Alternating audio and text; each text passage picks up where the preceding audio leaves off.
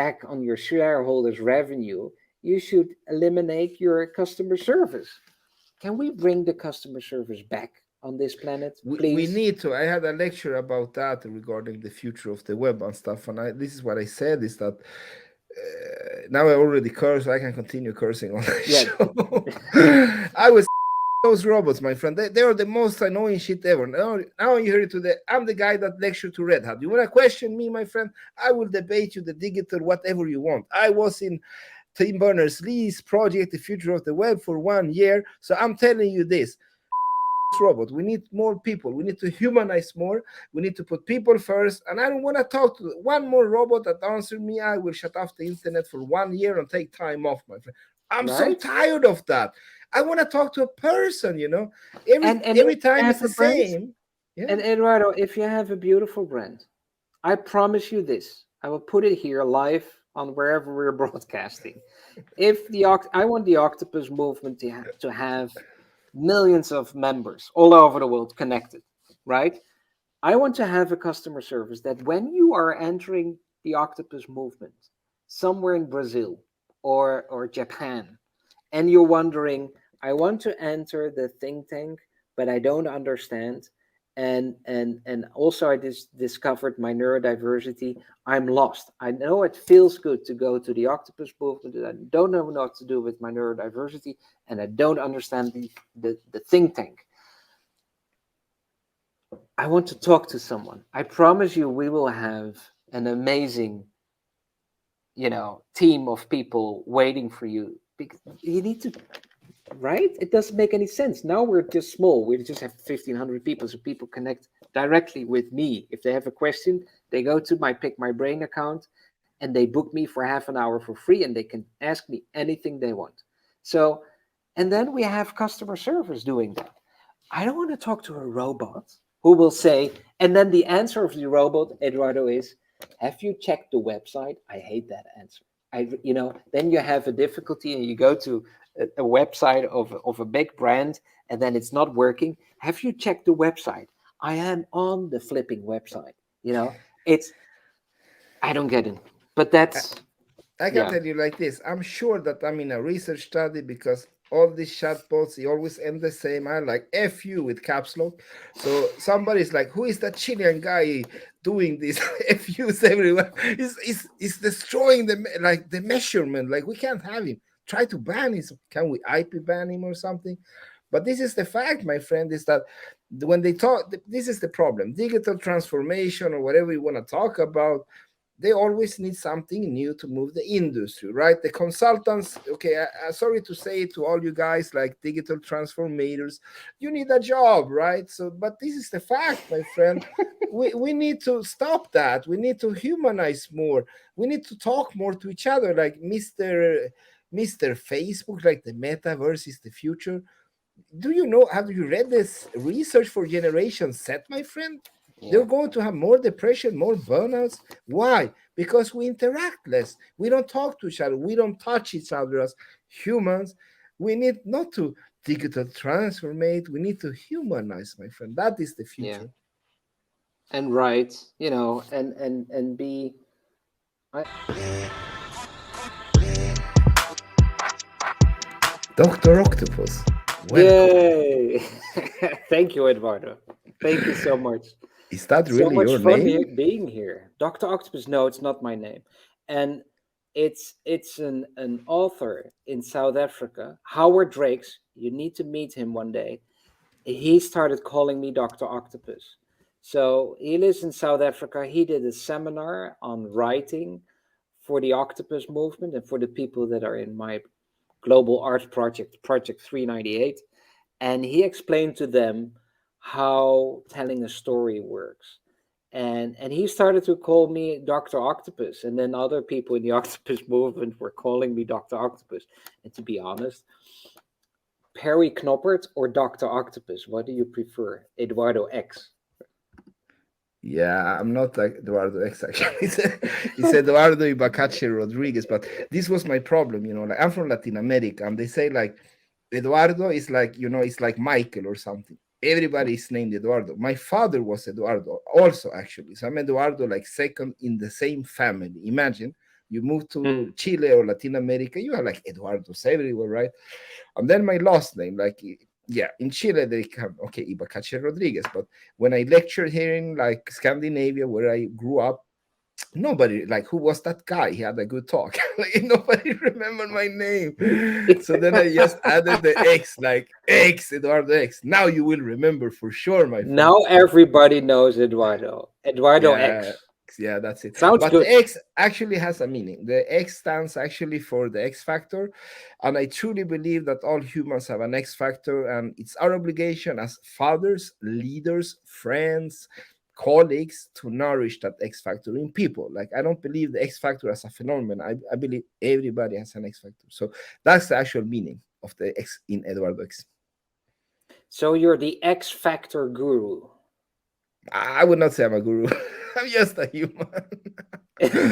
But That, that would be some amazing guru-ness if you're able yeah. to see everybody's X factor, right? Because in the media we're looking for the X factor that only a few people have. But you're saying everybody has the X factor in its own way. So it's beautiful if you can recognize.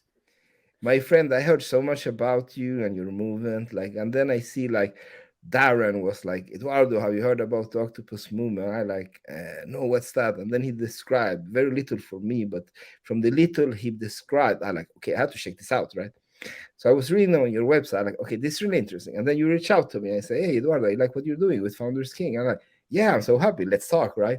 And then suddenly Joe D-Roy is like, oh, I joined and stuff. So I'm so happy that we made this happen, my friend, because I'm so fortunate that I had the opportunity to meet so many interesting people online that I would say enlighten not only me, I would say, but enlighten people, because that's what we need, you know, like in this, yeah, you talk always about the matrix. So in this superficial world where like titles and roles for some reason have become very important for humans, people like you, I would say, like Nicole P. Jones, I could name them all day long.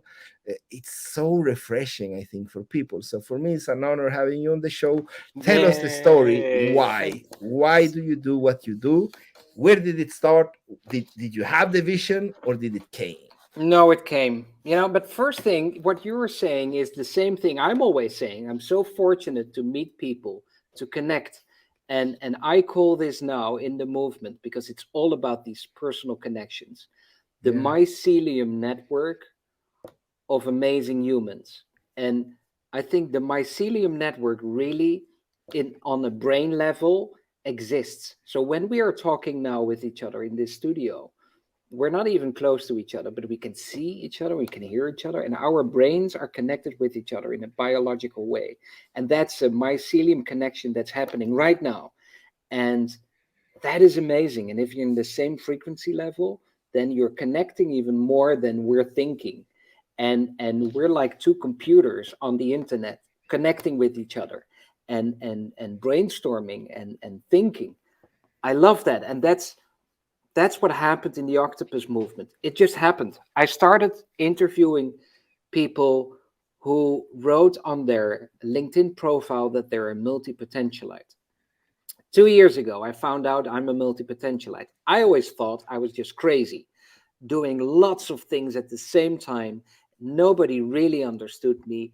Everybody always thought that I was a little bit of a misfit. And I was just thinking, it's me, I'm crazy. I don't belong to the fancy group of people that are successful. I'm always somewhere else. And then I discovered multipotentiality by Emily Wapnick. TED Talk, saw the TED Talk, thought, that's interesting. Let me interview these people.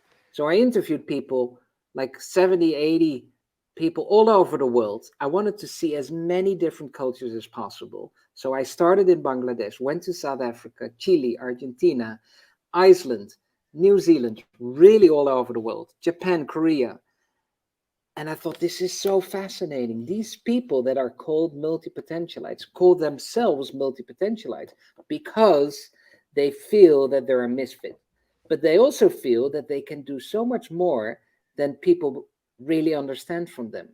And while talking to all of them, I discovered the connection with neurodiversity. All of them had some labels. ADHD, ADD, dyslexia, dyspraxia, bipolar, whatever, right? And I thought maybe that neurodiversity is the cause of multipotentiality. So I went to a large company here in the Netherlands, talked to a bunch of researchers. I said, how does it work with the brain? And I started doing more and more research. And one day, I'm getting to the point, Eduardo. One day, I was talking to a group of multipotentialites on Clubhouse. And I said, I think the word multipotentialite for me is still too linear. Your matrix is my linear world.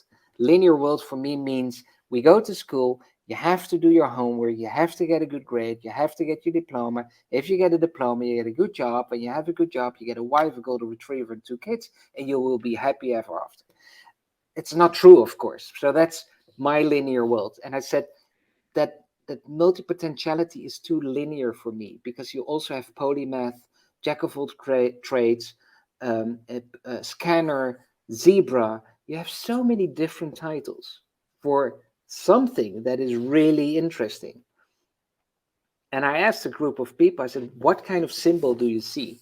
And then Christine in London said, I always send an octopus emoji just for the fun of it. There's no thinking behind it, just an octopus, because I just think it's interesting, the animal. Then Haley in South Africa said, oh, Perry, did you see My Octopus Teacher? Documentary about a filmmaker going into the ocean every day and building up a friendship with this octopus. That is amazing. Award-winning documentary, really beautiful. And the next day I started the octopus movement, because I thought, this is what I need to do. I need to show these octopuses in the world, people that are misfits, rebels, weirdos, people that are different. They're they don't belong. They're not being understood. But these people are the ones who make a difference. If you look just behind you, Eduardo X, you have Steve Jobs. Steve Jobs is a nonlinear thinker. Steve Jobs is an octopus, right? He was doing things differently. He was even fired from his own company. Holy shit. And he was doing amazing things, and people were like, oh, what the hell is this dude doing, and why? And we don't get it. And look at Apple now. So these rebels, these people that are different, are capable to make a huge difference in the world. And look at the world where we're heading right now. It's not going so well. So we need nonlinear thinkers. We need rebels. We need people that are different to make a huge difference. And that's why I created the Octopus Movement. And it's only a year and 2 months ago that I created that, 3 months ago. We now have 1,500 members. We're in 52 countries. We have our own think tank. We have our own group of octopus teachers, octopus specialists. We're doing a global art project. Why? Because it's easy. You have all these amazing people connecting with each other, working together. So it's one big explosion of possibilities, ideas, out of the box thinking. And there is no ego. There's no difficulty. There is no discrimination. It's humanity and looking after the planet, looking after each other. That's also the mycelium. If that tree is in the mycelium and there's another tree here and that one is in difficulty, then this tree is sending nutrition through the mycelium to the other tree to survive. That's what we're doing as well. If I have someone in Korea who needs help, he gets help from the rest of our amazing group of people with so much capacity, so much brain power. And then we help each other. And then I will start talking, because otherwise I will keep talking your entire program, Eduardo. So I didn't do anything, basically. It just happened. Yeah, the matrix moves in mysterious way, I would say. I would say. Once you break out of it. Yeah, I love what you said, man. I could listen all day to you, because you're speaking my language, right? And not many people are speaking that language, because as I see it, the most people are stuck to the matrix. They are fed how to think, how to be, how to look, what is beautiful, what is ugly, right? So that is the thing. I was on the Yeah, wrong side. What happened yeah. with you, Eduardo, that you were able to see that? when was it in your life that you were thinking, shit, I need to do something different here. I don't want to be in that normal life. I want to do something else. When was that for you? I think when my mother started to cry, because I think I was like 5 years old, and this older man said, like, your son is really weird, maybe something is wrong with him, because his creativity and his fantasies, or what he talks about, like, I think he's like maybe damaged. My mother Oh, really? cried. Yeah. My mother cried, and I was so sorry for her. But I think I always was like, I don't know, like I saw patterns from young childhood, and people like, you can't talk like that, you're a child. And I like, why can't I talk like that? Mm-hmm. So what happened was that when I was 7, I came 5 to Chile from, yeah, I came to Sweden from Chile, and my mother and father was very academical. They said, like, we need to live with Swedes so we can integrate. But then I was the only blackhead, as they called me, and I couldn't hide. So I got it really hard. But what I did is that I hide in the library, and from 7 years old to 12, I read. I read like, I'm not kidding now, like constantly. My mother was like, she forbid me to read. She thought I was going mad. She did. Yeah, she thought I was going mad, because in the night I couldn't stop reading. So I was like, I only slept 4 or 5 hours, and still today I only sleep 4 or 5 hours. I can't sleep. I don't know why. Maybe I'm Wow. damaged. I have no clue. But I read and read so But much. Eduardo, did you Yeah. ever get tested as a child? Did your parents say, okay, we need to get this child No, my tested? mother Or... refused, because she always said, after she cried, she said sorry. This was the thing, right? She said sorry. She said, my son, she said, you're going to become something special one day. And she was the only one that believed that. And I didn't believe that myself for many years. I thought I was like doomed to be an outcast all my life. So I thought for all my life, until my mother died when I was 22, I thought that my life was like doomed. So I was like walking totally different path, I can tell you. I was like, I learned how to fight back around 13, 14, and then I broke in my nose more than 10 times. How did that happen? I know how to take a good beating, I can tell you like that, and I know how to give you back. So that's, but I didn't want that actually. It was like I had to live in a reptile environment, and it was like eat or be eaten. And I was the computer and data nerd, so I had to grow up fast, my friend. Like I said, I couldn't hide, I couldn't camouflage. I was the only black kid. But also, did that then created some extra power for you? So you were a bit of a weirdo. You were reading all the time. You were stuck in the library, and your brain was apparently going much faster than all the other brains.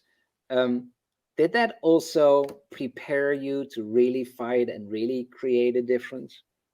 Yeah, because I read some books that really, really changed my perspective on life, I can tell you. Like, when I was 12, I thought that Gabriel Garcia Marquez was a genius, I can tell you. And when I reached like 15 or 14, I discovered like the biography of Malcolm X, and that totally blew my brain out, because then I realized I have a value of existence, even if they call me Svartskalle, right?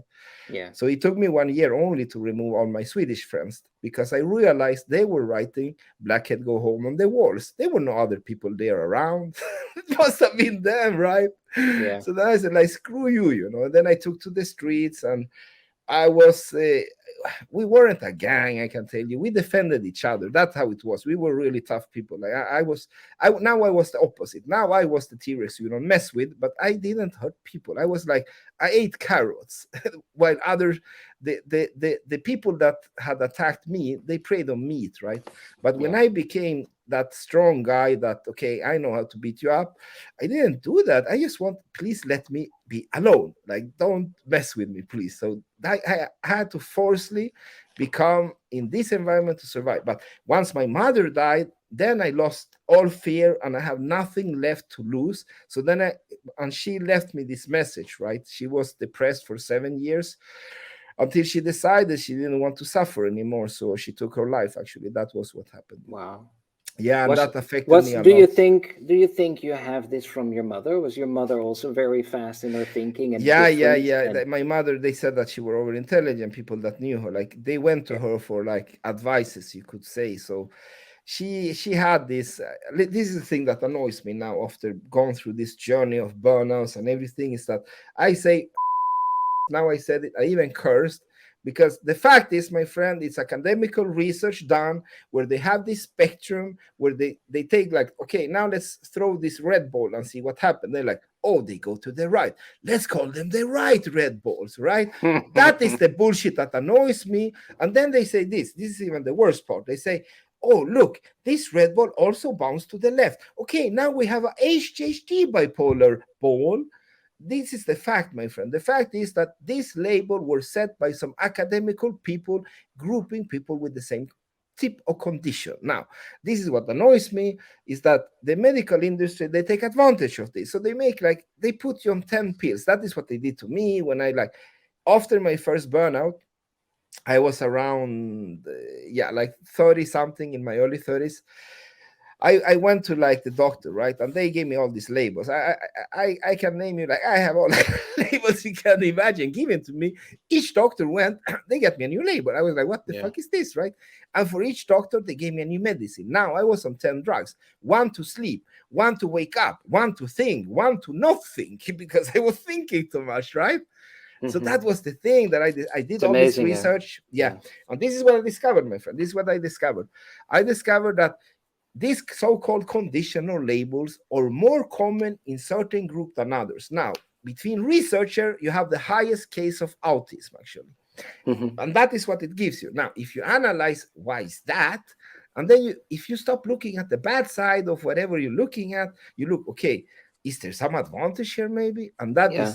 is what the science or what the industry is not talking about is the positive. The positive for them is super focused, my friend. They could look at an ant for 10 hours, like, did it move? No.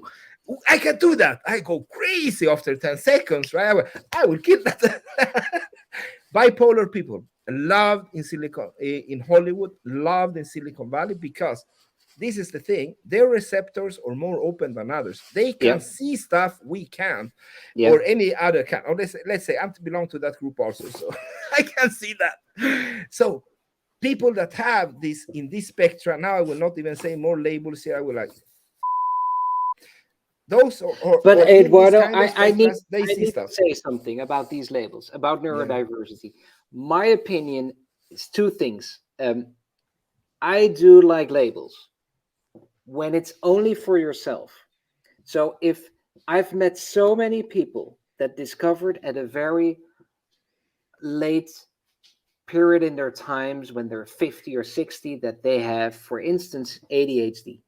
And then all of a sudden, everything comes together and thinking, oh, that's why it was so difficult for me to focus and whatnot. I'm not stupid. So it's not all wrong with the labels. It's only what the matrix, the linear world, does with the labels. There it goes wrong because you get labeled because of your label. But if you can keep your label to yourself and you can learn how your own brain works and you can understand and adjust. I've interviewed Katie John. She has bipolar, and it took her for a very long time to figure it all out. She's now without medication. She has multiple amazing jobs. And because she understands her brain so well and she understands how people respond to her brain, she's able to have an amazing life without medicine. Because with medicine, you recognize that, you're not yourself anymore.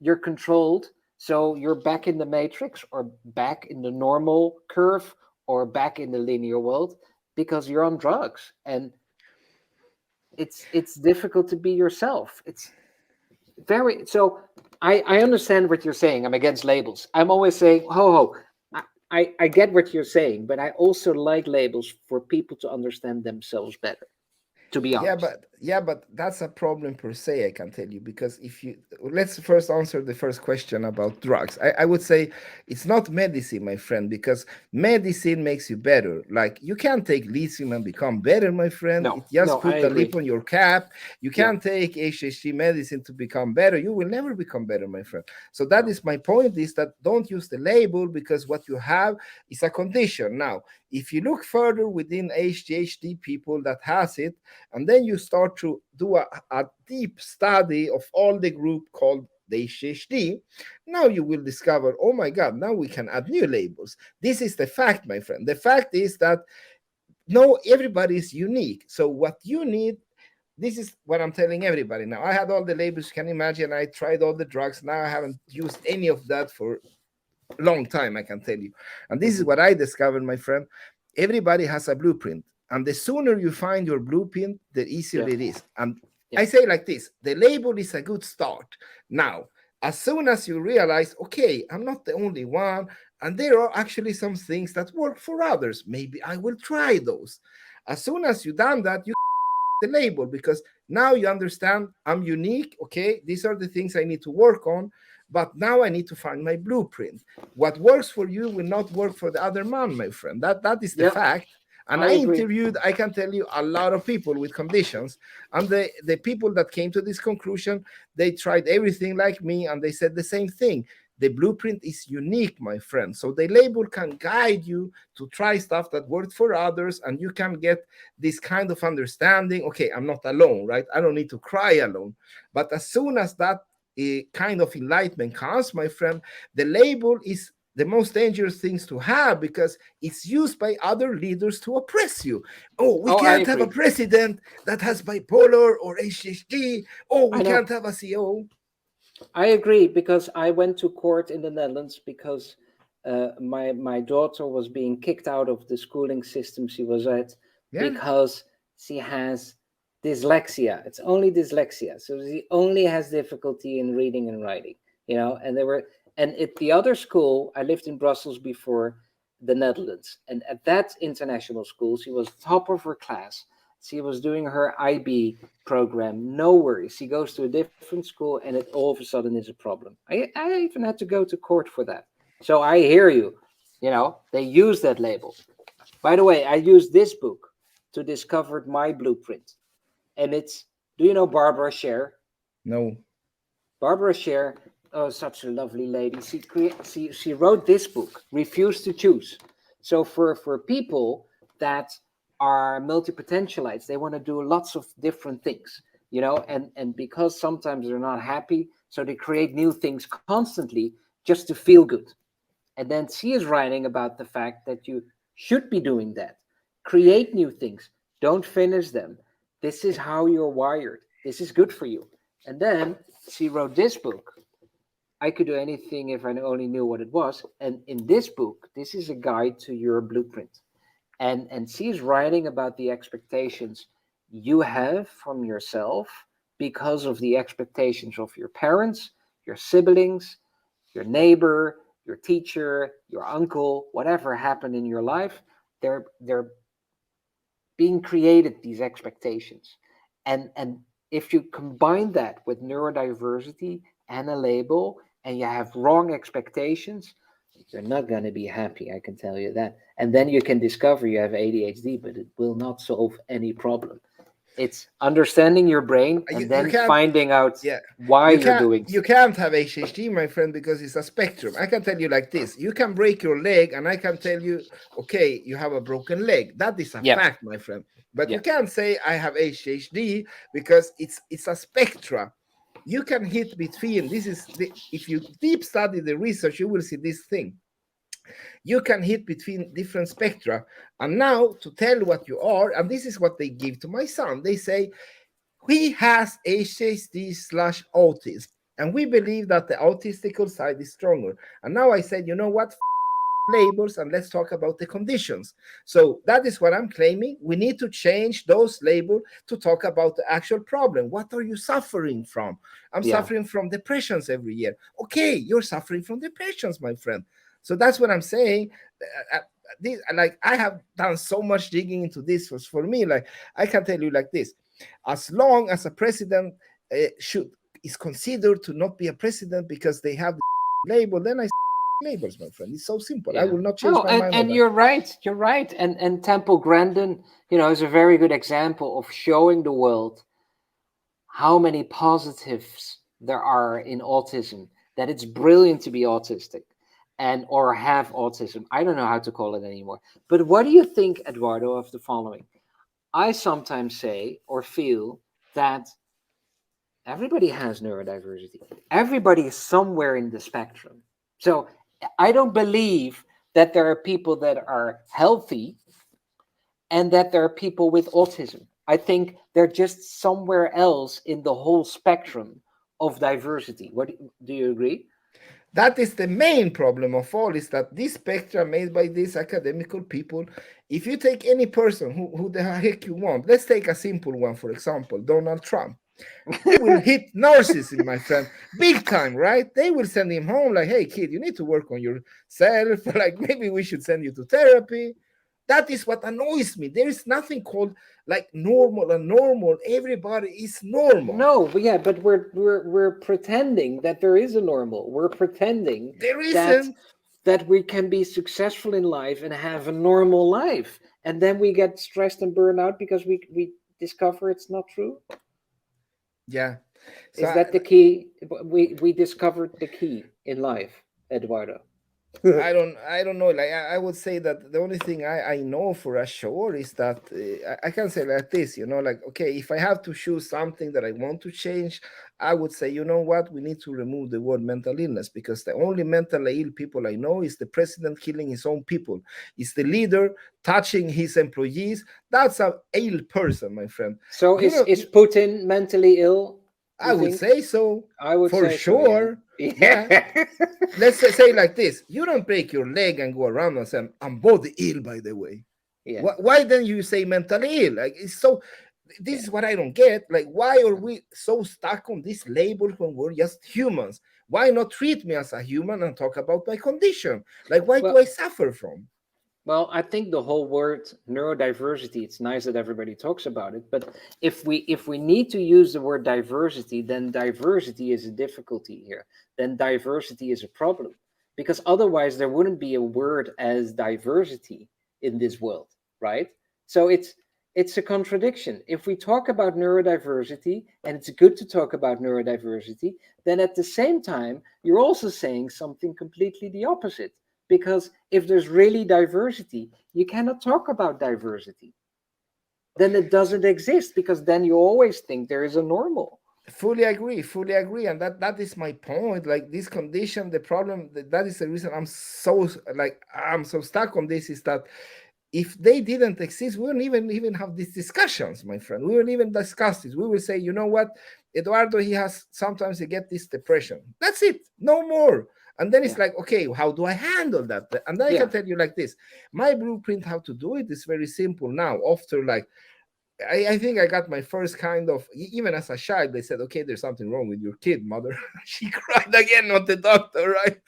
So then I started to okay, what works and not works. What didn't work, I can tell you, is alcohol. Now, if you have any kind of label, don't drink alcohol. Like, don't overdo it. At least take a beer, but don't drink too much. Don't take too many drugs.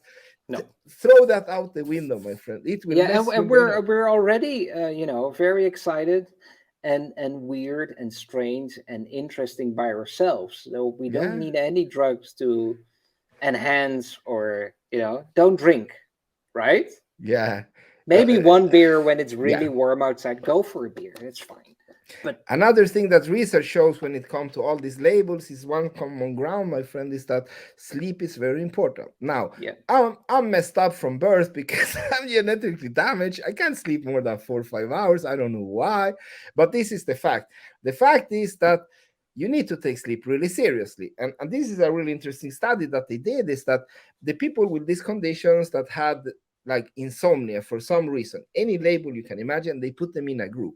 Like, one group, they gave them sleeping pills to take if they couldn't sleep, or anything they could. They can even smoke a joint if they wanted, right? And then they discovered that the people that actually took their sleep seriously could maintain their so-called well-being better than the one that didn't. So if you really start to like do a lot of research around like well-being or human or labels, you will understand at least they are a common ground, and that is healthy living, my friend. Sleep hygiene, Sleep. and Yeah. find your blueprint. And the only blueprint I can tell you that worked for me was remove the toxic people around my life and don't work with stupid stuff that doesn't make me happy. Yeah. That worked for me. Yeah. Is that's the key to your success? That's my blueprint. And do you prepare people, and do you say to them when you start working with new people, saying, it can happen that I come into a depression and I'm not available for a week or whatever. Don't worry. It's nothing I need that. Do you say these kind of things to people? Yeah, I tell them these things that I tell them like how I work very open. I say, in Mars, probably I will not be so social anymore. Yeah. For 1 month, maybe if I'm unlucky, it will be 3 months. So just so you know. So what I do in my business, because I'm involved in so many things, is that I prepare everybody. And this is what you need to learn, is that you need to learn to be a leader, my friend. You don't need to Yeah. micromanage people. Yeah. No. Learn to lead, and then your life will be much easier. If you have any condition, whatever condition you have, learn to lead, my friend. You don't need to do everything yourself. And you know what? Your company doesn't go under because you're not there. You're just another human. That's another thing. Swallow your ego, my friend. That's Oh, really yeah. important. And Eduardo, so I know you because of Founders King and our friend Darren. He is so cool, and he's also in the Octopus movement. And I'm doing a show every week with him, and it's so much fun. And he is such a good poet and video artist. I love it. But you're doing more than Founders King. What are you doing in life? What's happening? Whoa. I'm Give actually me doing everything. yeah, I'm investing in companies. I'm writing I actually written 4 books. I haven't published. I don't know why. I've done a lot of articles. That is how I got 13,000 followers, but I haven't published the books. So that is the thing. Maybe I have ADHD and combined with bipolar, combined with probably 2 more things actually. Doesn't I'm matter. totally A lot of damaged. things happen. You have. That's why I call it the Yeah. octopus. You have 3 hearts, 9 brains, and 8 arms. That's why it's an octopus. 3 hearts because you're sensitive and you care about others in the world. 9 brains. Well, we know this now. You think fast and it goes fast, and that's it. And 8 arms is you can multitask. You can focus on this first and then that. Like Elon Musk is explaining how he does it with all his different companies. Very simple. This hour it's Tesla, and the next hour it's SpaceX, and you jump from one focus into the other focus. I get that. You get that. You're an octopus. So Don't fucking multitask, I can tell you. Don't do no, it. no, That's no, no, the no, most no, no, stupid no. thing you can do. Yeah, don't do that. Especially not for men. Women, yes. Men, no. It's just focus here, focus there, and then jump into the other one. But that's already difficult for quite a few people.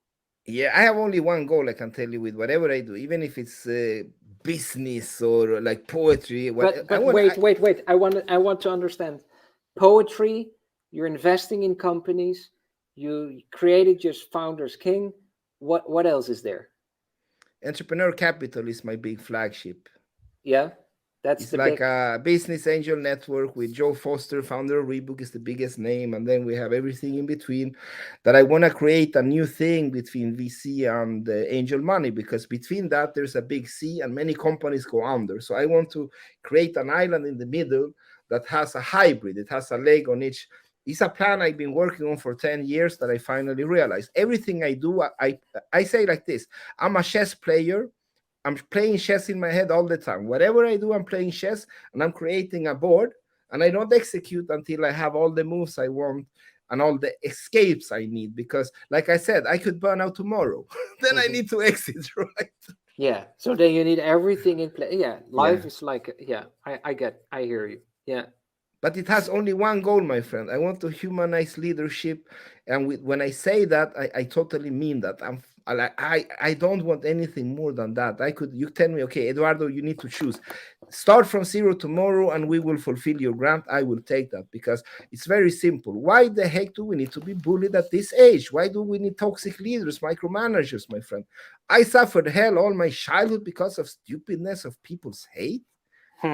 That's Yeah. my only thing I want in life. I want the bullies to be gone.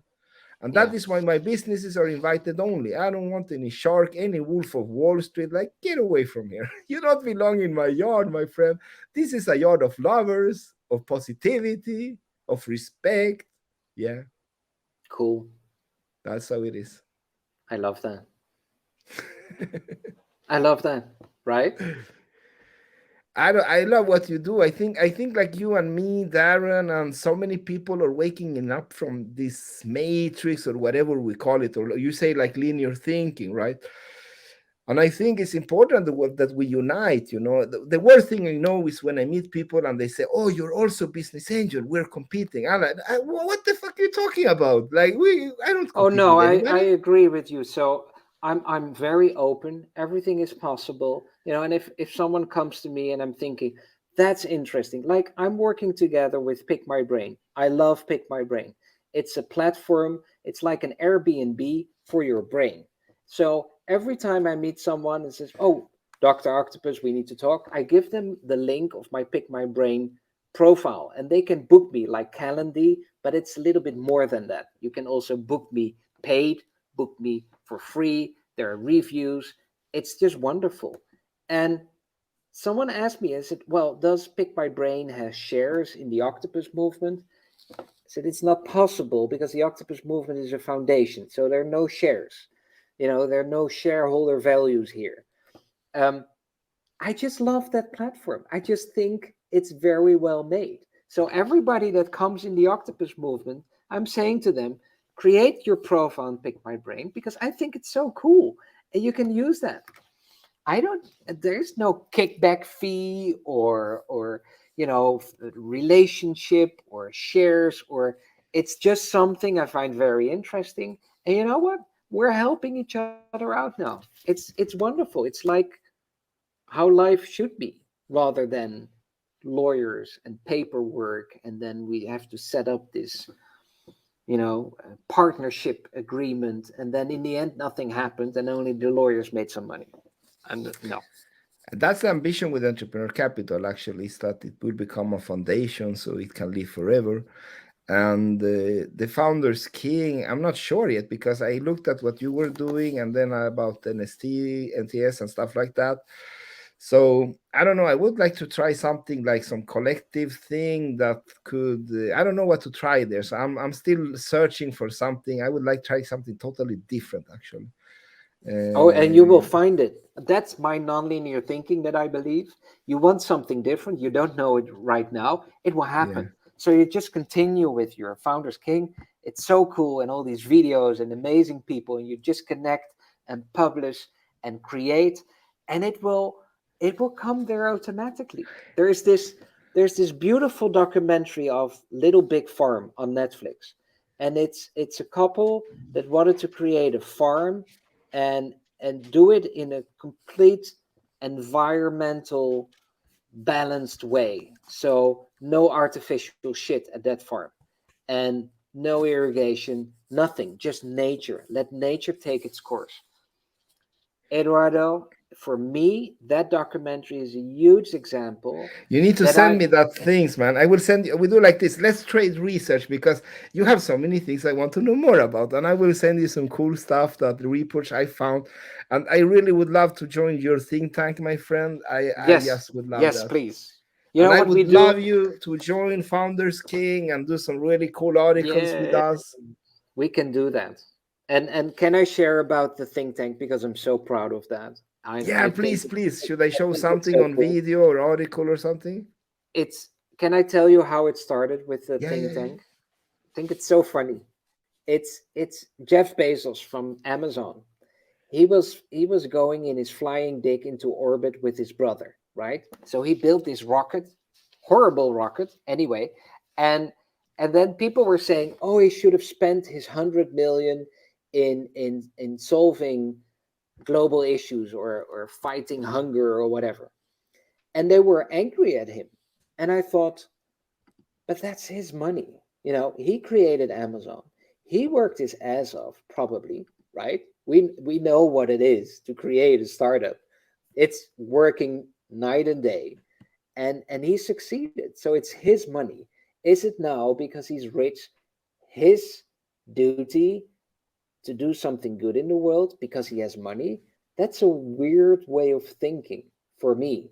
And that's how I started the Octopus think tank, because I said, we don't need 100 million to change the world.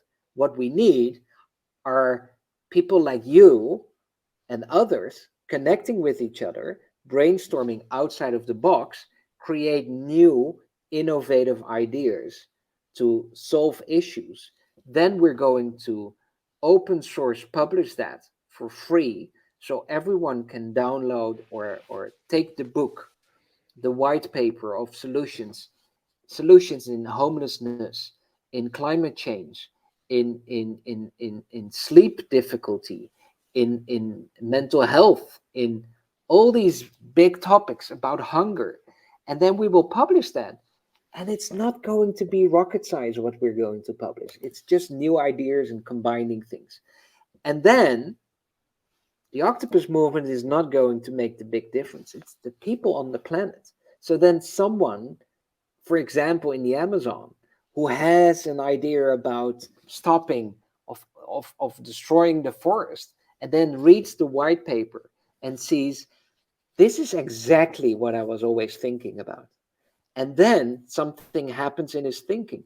This is exactly what I was thinking about. And now I see that a global foundation is writing what I'm thinking about. So that gives me permission for myself to act on it, to do something. And that's what I want to achieve. And we don't need 100 million for that. We just need to grow our mycelium network of amazing brains and brainstorm together and open source publish our white papers. That's all. And it doesn't cost anything. I love that. I could listen all Right? day to that. Yeah. That's another thing that I always bash is this thing called philanthropy. Now, if you listen to the show and you're a philanthropist, like I'm a humanist, I try not to offend people. If you don't rush me, then I will not only offend you, I will beat you up.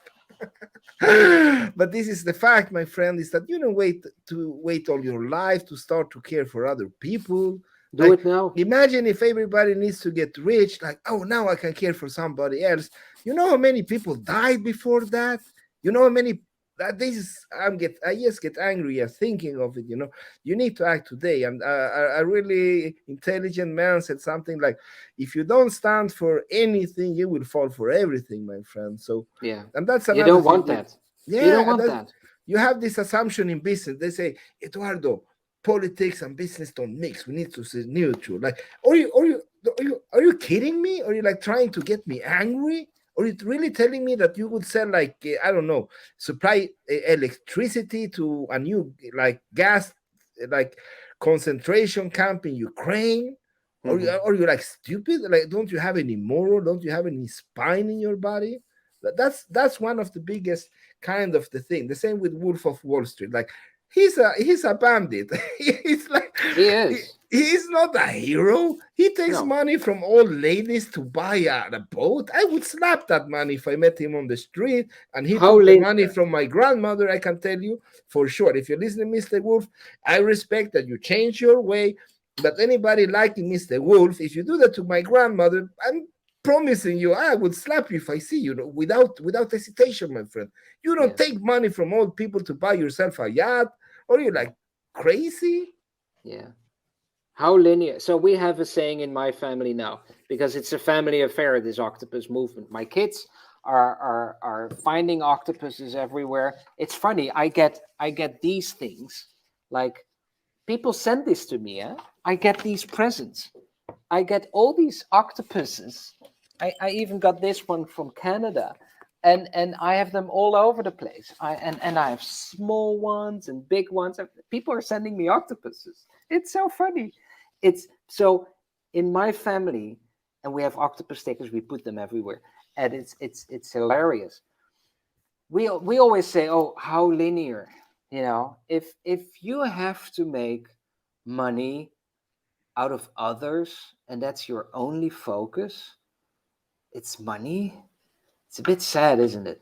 And I always say, and we are always saying in my family, oh, how linear.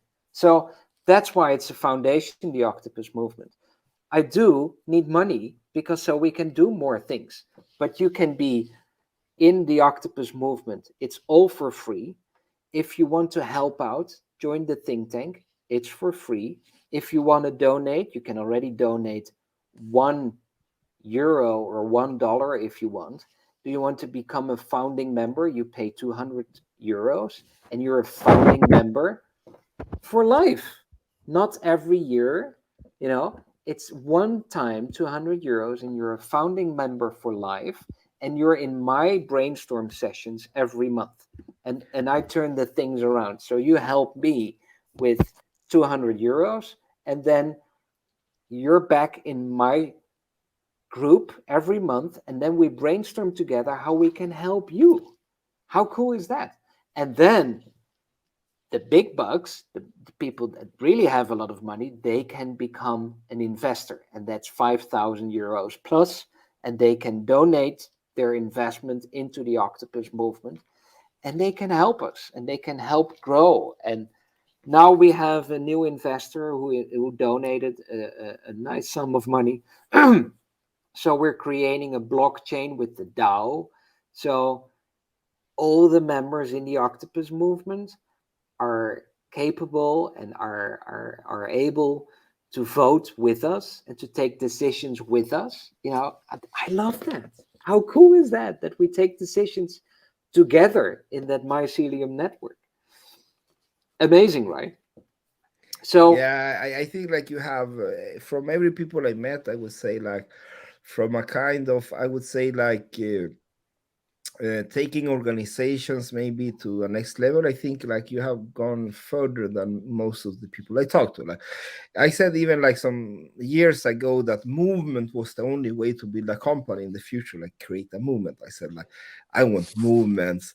I want people to be like part of something, right? But I think you have like combined the new with what was happening, and you did it in such a beautiful orchestrated way. Now the chess player is talking. So I would say I take my hat off. I take my hat off to the play you made, my friend. It's a beautiful play to watch. I and I didn't really do like it. anything. I just connected these amazing brains together Yeah. that are different.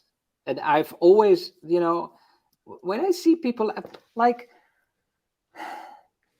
in my life, so something happened in my life 2 years ago. I lost my relationship. I was kicked out of the house. I was put on the street. I became homeless. I lost everything. And I did a hard reset. I had friends and family, that were looking at me. This guy is completely out of his mind. I have 3 kids. Where is his responsibility? So people were so judgmental to me.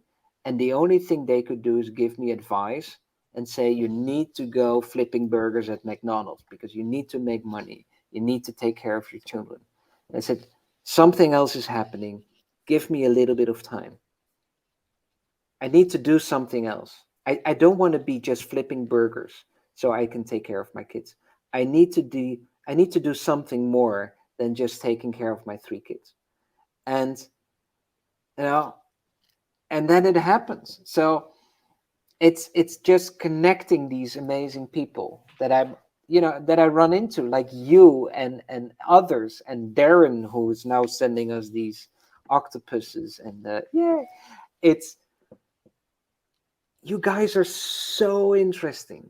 You have so many brilliant ideas, and you don't fit well in the matrix. You don't fit well in the linear system, and we need to create the awareness that you guys make a difference, that you guys can solve the climate issue we have in the world. And we have a huge issue. There is no I in we. I would say we will solve the problem. Yeah, we all will save that. We will. And Together. And a year, and I'm doing everything by myself just on my laptop. You just showed I, the website. I made that on Wix. If now people will say to me, I need 100,000 to start up my company, I will say, like many other investors, I think, you know, just start, just do it.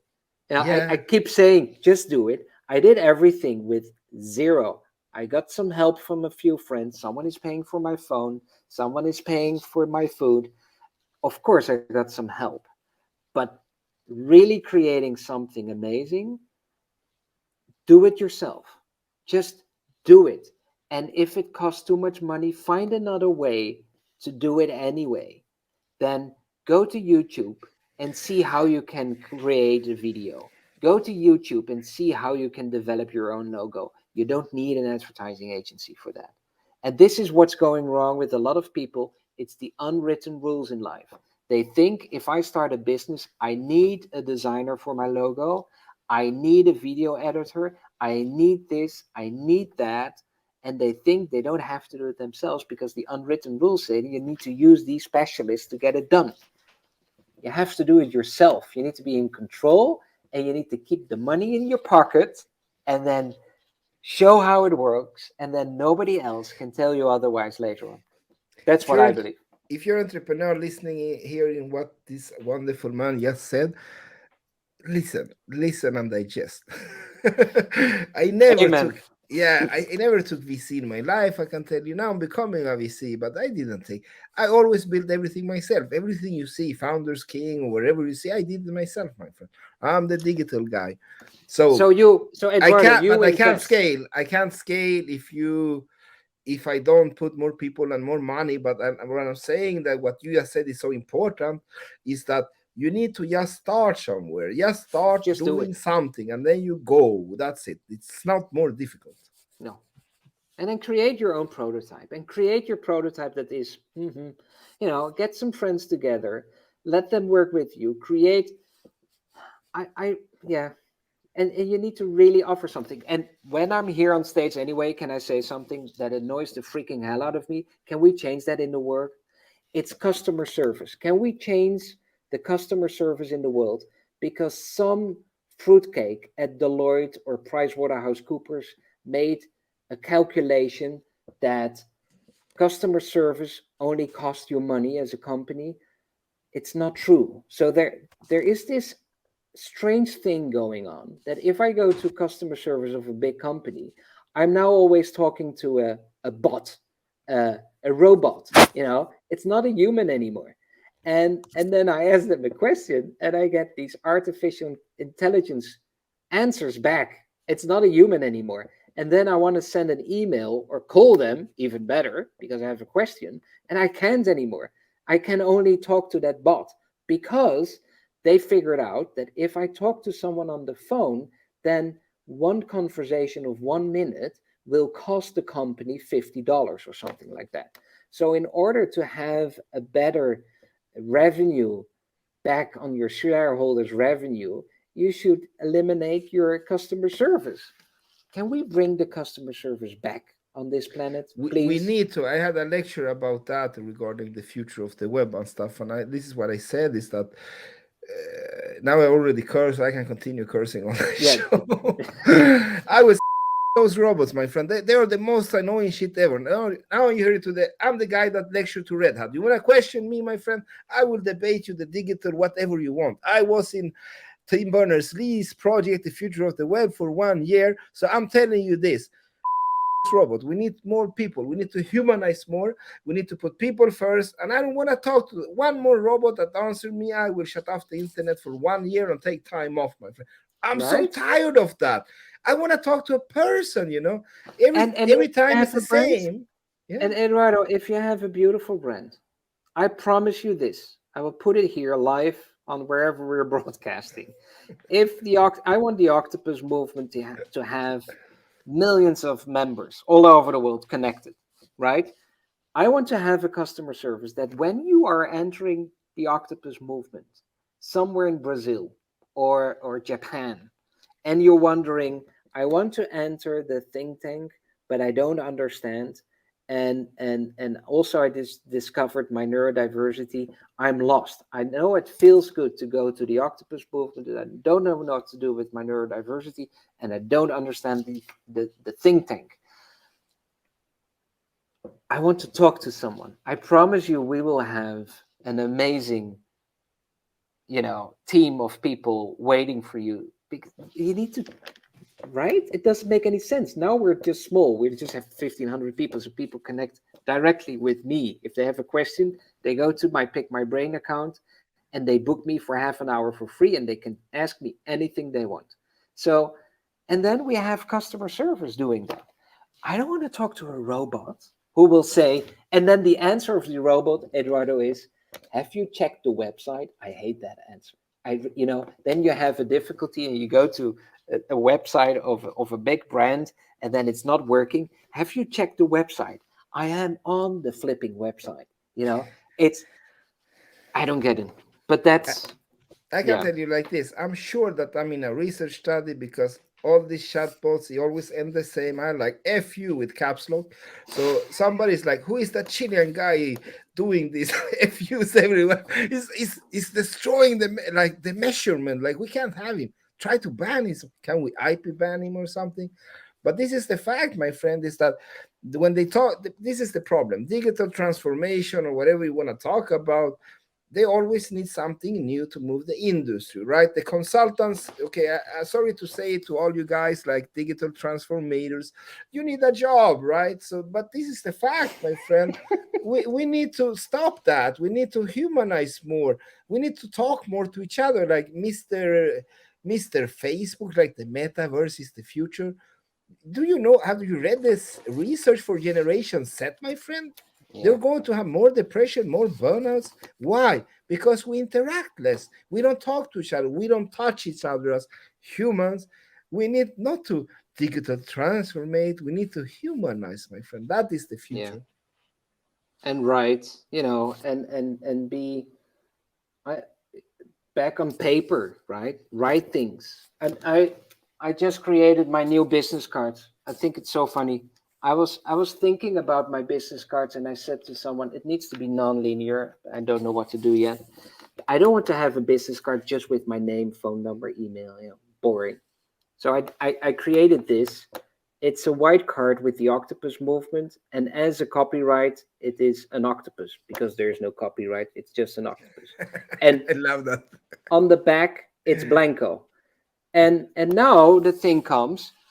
If I give someone my business card, I want to give a little bit of artwork, right? Yeah. So I'm creating these little cards every time I'm waiting for someone on Zoom or whatever. You do it with pen and paper, right? I'm doing it with pen, and I'm drawing on them, and I'm creating one-of-a-kind little cards. I love that. That is so amazing. I wish I could draw like you, my friend. And then if I give it away to someone, I write something on the back. Thank you, Minke, for the idea. Minke is the one who designs the book with me for Project 398.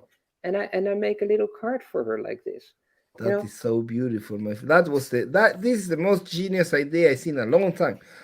So simple. QR codes are fine, perfect. But don't forget that we can draw, that we have a handwriting that is interesting. I have only a QR code on my website. Oh my God. I love handwriting. I love paper. I need to feel things. I can't draw, my friend. Else I would do what you do. I can promise you for sure I would do that. I would do some cute rabbits to people, some hearts, some hugs. I'm going to make you a nice card, and I will send it. Yeah, please do. Yeah, then you have the one of a kind of Dr. Octopus. Yeah. I will see if I can become better at drawing stuff. Then I will do the same as you. That is so beautiful, because then you can choose what you want to give, right? Do I want to give the mail? Do I want to, I don't know, Skype? Eduardo, everybody can do this. Just little circles. Yeah, but I can't even do a circle. This is the fact, my friend. When I do this thing like lectures, and then I write on the table, and then now I will explain my hieroglyphs. Right? I can't read that. Oh, look, Zero showed up here. I need to show you something. Can I show you something? Yeah. So my son has dyspraxia. So he has neurodiversity with dyspraxia. That means his handwriting is fucked up. His handwriting is so horrible. He can't even write. He can't even read his own handwriting, which is very difficult when you're 14 and you're doing your math exam. It's really a challenge. So one day he came home and he was, one of his teachers was complaining to him, well, you have to improve your handwriting. And he said, Dad, my handwriting is not good. And I said, your handwriting is a piece of art. So you have the whole matrix, the linear world, the normal, the standards that are all writing the same way. And you write in a different way. How cool is that? I wish I had the same handwriting as you, dude. And he looked at me, serious? I said, yeah, this is fantastic. And I said, let's get some cards and you have to write down a few things for me. And then I said, please write down fuck you. And he did. And I framed it and it's at my desk. And, and I want a picture of that at least. That's like made for Eduardo to buy. I want that one. It's what you said in the beginning, with neurodiversity, we have some very cool superpowers and that others don't. And why don't we focus on that? I would say like this to all the labeled people out there. Like it's not that I'm so black and white. I'm not saying that, but let's say like this. What we really should do is change the perspective of the label, not see it only as a negative. So that is what my whole point. Then when I say like, oh, F and all that, I'm just taking it to the extreme. So you wake up, my friend. But what I'm saying here is that we have to stop looking at it as a negative. And I can tell you like this. It's fascist to say that a president, we can't have a president with HDHD. That is like, come on, we're intelligent people. What are we actually doing now? So it's okay to have a president who rapes, who steals money, who goes to war. That's all fine. But when you have ADHD or bipolar, then it's a no-go. The funniest condition I have, I was born with the first two ones was really funny. I was born with a speech and spelling disorder on top of that, I can tell you. So I couldn't speak properly until I was like 8 or something. And I still can't write properly.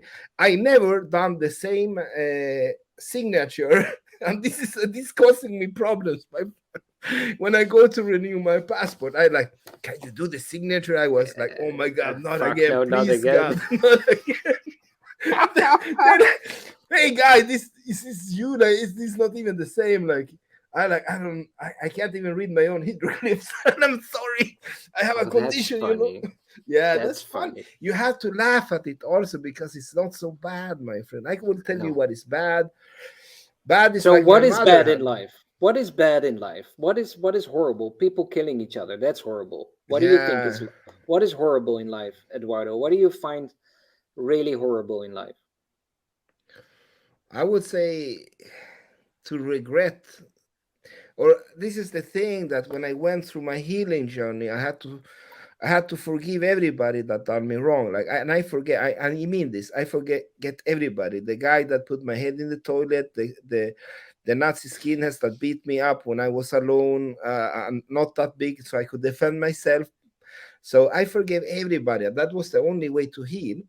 But forgiving myself for the errors I made, my friend, that is really hard. Still today, there are things that I really regret I didn't do. So I came to the conclusion that the only way to do that is that I try to not do it again. So horrible for me is that when I do that again, that I don't want to do, my friend. That is like, failing as a father, maybe. I'm not talking about not being with your children. I'm talking like when you really need to be there, and then for some reason you go with the ego or whatever happened in your past but you could have, right? So that is the thing that I'm working on now really hard, is to forgive myself for the errors I made, but it's not easy. I try. Yeah. You two are wild. When I saw this happening, I was glued. Yeah. This is a great conversation. I've been waiting for the two of you to meet since the first time I met you, Perry, You because told me. Yeah. and Eduardo Dorothy said that to me about Perry. She was like, "Oh, you have to meet Perry. You got to meet Perry. He's kind of nuts like you." I'm like, "Awesome." You're not nuts, my friend. You don't say that, please. You No, are you're not right. nuts. I mean, maybe Maybe a little bit. neurodiverse. Maybe a little bit, right? It's good to be Nuts nuts. enough. Nuts is good. Nuts enough to have fun and be creative. Exactly. I would say that you're normal enough to have fun, my friend, and be creative. You're not if you're the opposite of you, I would tell you. Like, what would that be? Oh, Oh, I'm let's so let's intelligent that I can't have fun and enjoy life. I mean, I spent my life like that until a couple years ago, honestly. So, yeah, just lame. That's all.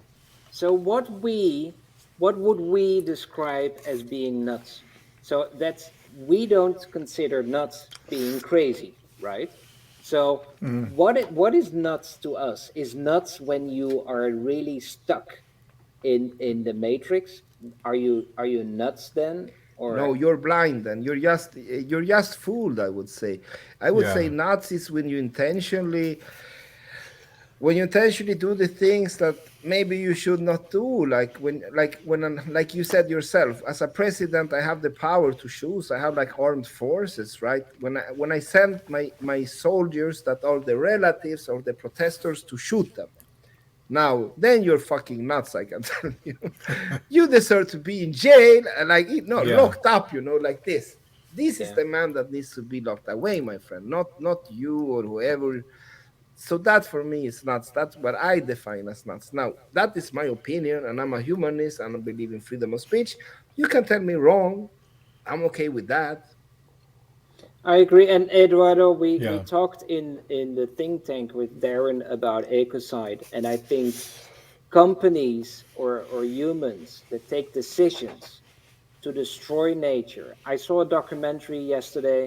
It wasn't a good documentary, but it was about IKEA, and it was about the pressed wood they use for their furniture, and they boast about that it's eco-friendly.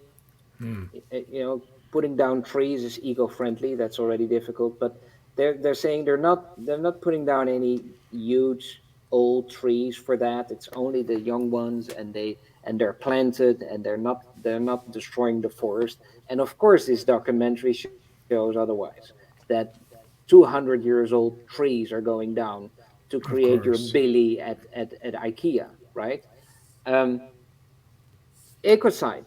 They're just destroying the planet. They're destroying nature, and we just let it happen. It's happening right now, and I think that's nuts. I think it's nuts if you are aware that your company is doing that, and you're allowing your company to do that just for the sake of the money, because you want to have more clients, better shareholder value, bigger boat, more mistresses. How do you say that? More beautiful houses. That's weird. I Yeah, I, I don't get that. I could not agree more, and as I see that, when I say I want to humanize leadership, that's what talking about. And what I'm talking about is that I still don't understand why the heck they read at MBA. Like, don't they have any course in psychology to understand human? Like, what the heck are you reading? Like, come on. You don't have to be like rocket scientist to understand that you should maybe not molest your colleagues because you're the leader, or be a micromanager. So I'm usually the guy that sees, they say, like, I say the king is naked, and everybody's like, yeah. And I like, why the heck didn't you say anything? Why do I have to do it all the time, right? So this is what annoys me the most, is that I'm not like everybody in this video group now. We're not saying anything revolutionary, in a sense that we're just saying how it is. And then Yeah. everybody agrees. They like, oh, these pesticides is really bad. Yeah. Like, what the heck? do something about it then. Don't buy the furniture. Don't you have any morals being in the board of directors accepting that? Yeah. Like, Nobody who stands are up. you? Guys, Yeah. we should do something different here. Maybe, yeah, but they want to sell more and more and more regardless. Listen, I need to share something with you. It is now 11:37 in my country, and Eduardo needs 4 or 5 hours of sleep. This guy, this old fart, is turning 47 next month. I need my hours of sleep, and tomorrow morning at 7, my alarm goes up. So at some point, I need to go because I need to wind down for 10 minutes, walk the dog, and then go to sleep because I need my hours. I had a brain infection 8 years ago. So I was also with the 4 or 5 hours of sleep. Enough, fine. And then I had a severe brain infection, and then everything changed. So I need 8 hours at least. So now I'm 7 hours. That's okay. But if I'm getting less than 7 hours, I get massive headaches, and I'm not productive tomorrow. And I don't want that. I need to be there for everything that I'm doing. So I love this. Thank you, Edward. We need to do it again. And what you just said is what I'm saying, that you need to find your blueprint. What works for me maybe don't work for you. So don't listen to what I do. Look at what you could do.